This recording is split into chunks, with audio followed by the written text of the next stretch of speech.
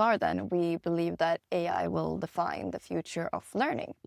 And that's why we're here today to speak with you, Mathias Sundin, what this shift will unlock. So, Mathias, for those who may not know you yet, who are you and what do you do? Yes, I run a foundation called the Warp Institute, and that is a community for optimistic, forward-looking people. A big part of that is Warp News, where we write fact-based, optimistic news on technology, science, and human progress. There's a lot of bad things going on in the world. We know that. That's covered by all the other news media. We cover some of the really positive things that are going on at the same time, because the world is actually making progress at the same time as a lot of these bad things are happening. Okay, interesting. And you talk a lot about the Kentaur idea. What's that? Yeah. No, I think what we sort of discover now, especially with generative AI and machine learning, is that it's sort of a spray. You can spray intelligence on things. You can spray it on dead, stupid things like cars. They used to be completely dependent on us. We had to steer them and check the surroundings and all that. And we sprayed some intelligence on it and put some sensors on, and they helped us keep track of the environment and the surroundings.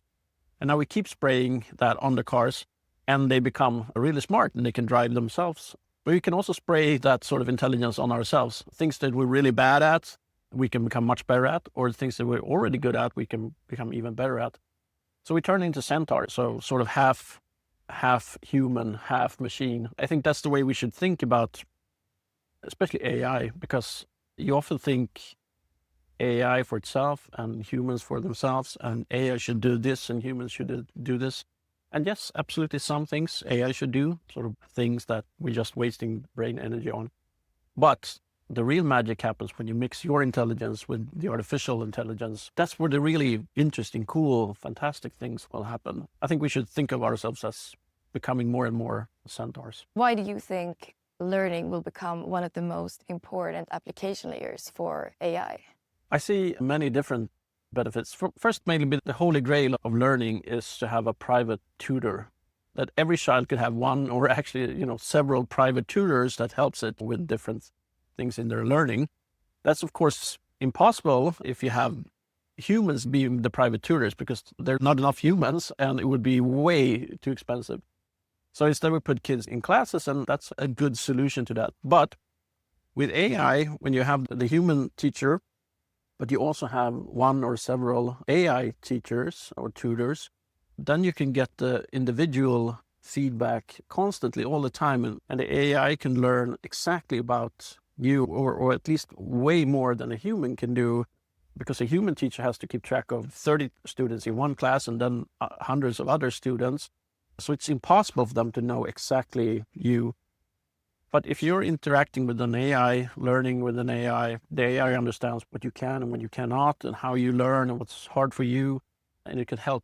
So that could be achieved. But then that brings us to the next level, which is the teachers. They will also get help by this, because they will be able to see and learn more about what you learn through the AI. And they can also learn more about how the entire class, how that works and what doesn't work and things like that. And that brings us to the third level, which is sort of the overlaying or national level, when you can see not just statistics, but also you can study things and see what works, what doesn't work. You have way more data, but you also have way more quality data that scientists can learn from, but also other teachers and things like that. So education in general can become much better, the teachers can become better, and the individuals could get way more help. And from where you sit today, what do you think people still underestimate most about AI when it comes to learning? I think they might be overly focused on the cheating. In one way, that's natural, because it's when the students has been the really early adopters of, and suddenly they know everything about the French Revolution. It's like, well, and they phrase it perfectly in a report or whatever. And of course, that is a problem. If that's the only thing you do, write me a report on the French Revolution, then you don't learn anything. Of course, that is a problem. I think, but that's it's a good problem to have, because that forces schools and university to change the way they evaluate, especially kids, but also how they learn. And of course, they have to use AI to learn. Not all the time. Sometimes you should, learn in other ways.